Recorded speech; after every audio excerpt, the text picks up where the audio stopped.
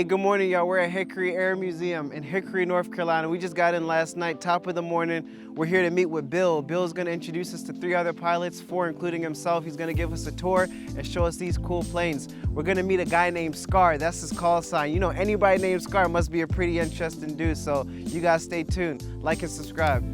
Okay, well, Samil, like we talked about over there, the plane that you sat in, Yeah. the back half is that part. Oh, wow. It was damaged on this original airplane's back half was damaged. That plane was going to be, it was done with its service life, so they took the back half and mounted it to this airplane, and it flew for another few years. In fact, they've only transitioned from the classic, this is the Legacy Hornet F-18A. A through C's and D's are Legacy, and the E and F are the newer, the Super Hornet. So this is, the Blues transitioned to the Super Hornet in 2022, I believe.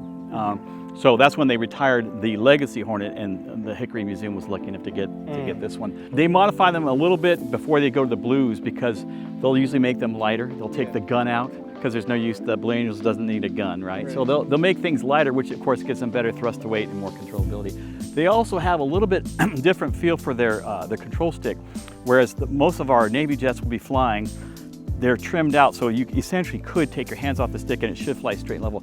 The Blue Angels, they train to always have positive pressure, so they have an additional mod that they put to their stick where the plane always has a little bit of pressure. You have to have constant pressure on the stick, slight back pressure, and they actually have to go through a pretty rigorous weeding out process because you have to get inside the simulator and you have to show that you could do this for a certain period of time. Oh, wow. The Blue Angels also don't wear G suits when they're flying.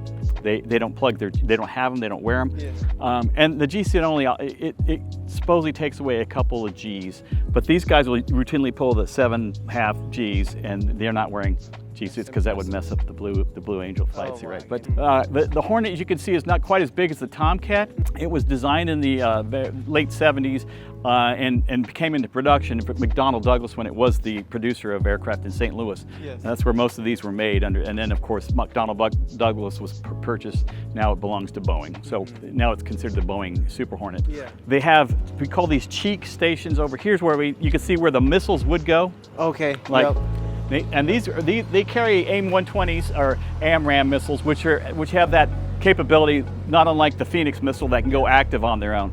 And the wingtip, which is usually where you have the lighter Sidewinder missile out here on each. So you usually have 2 on the outboard side, then you have 2 on the cheek, and they can have fins here that would hold bombs and or more missiles. They have ways to carry more weapons. Now you can see this is where the plane would fold its wings, because unlike the Tomcat that sweeps back to make room, this one folds the wings up. Wow. So this entire last section would be raised. And then again, all this dual intake, very, very good, powerful engines. And this one still has its engines. And then the strake here, which again, it adds a lot of that highway capability that we talked about, where you could fly. It looks like it's barely moving forward, which it isn't, but the powerful engines could keep it level and flying that way.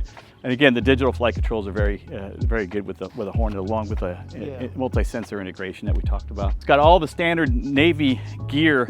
So this is the launch bar. This is what, when the plane would drop this launch bar, this is what connects you to the carrier that pulls you off, that launches you. This here is called the holdback fitting. When they put in this fitting here, it actually keeps you stationary while you're at military power. And then once the guy gives the signal to launch, it comes out, and then you get pulled up forward via that bar. They don't have as much in the belly, like remember the Tomcat had all that stuff. There's not as much room in here, so there's really nothing that's carried inside the belly. Everything is pretty much on the cheek station here on both sides, or the wing pylons if it had the wing pylons. On this clean jet doesn't have it, obviously, and the tip of the wing tips itself. And then it got the dual tails just like the Tomcat. And again, the Super Hornet is very similar but slightly larger, more wing area, slightly different body. If you had them right next to each other, you could see quite a bit difference. This has got a circular, smaller intake. It's got the cover, but you can see it's round. The Super Hornet has a large square, and again, different engines, bigger airplane overall, and bigger intake. But essentially, it looks a lot like the Hornet. You'd be hard pressed from a distance to be able to tell which until you see those specifics there. And the Marines fly this, right? The Yes, F-18. the Marines did not purchase the Super Hornet. They're flying still what we call Legacy Hornets. They fly Cs and Ds. These are the two-seater version, the Cs are the single-seat version. The Navy flew all those. They had very few Ds. We had a few, like Top Gun had some, but the E and the F are the newer versions. That's only the Navy. The Marine Corps does not have the E and the F. The F is the dual-seat version of the E. Okay. And if you've seen Top Gun Maverick, those are all E's and F's. Okay. Like the one that Phoenix and Bob are flying is the F. The one that Maverick is flying is the E. Truth be told, they were all filmed in a two-seater because none of the actors are actually piloting the plane. They're in the back. That the cameras make it look like they're actually flying, okay. like he's in a single seat. You know, they'll show an external shot of a single-seat Hornet, but it's really the cameras are on the back seat of the inside of a two-seat Hornet. So, yeah. A lot of good flight scenes, though. I wish you had those for the original Top Gun, maybe with the Tomcat. That would have been really interesting to see. Anyway, any other questions? Not that I can think of. All right. Thank you. All right, You. no problem. That's a pretty bird. It really is.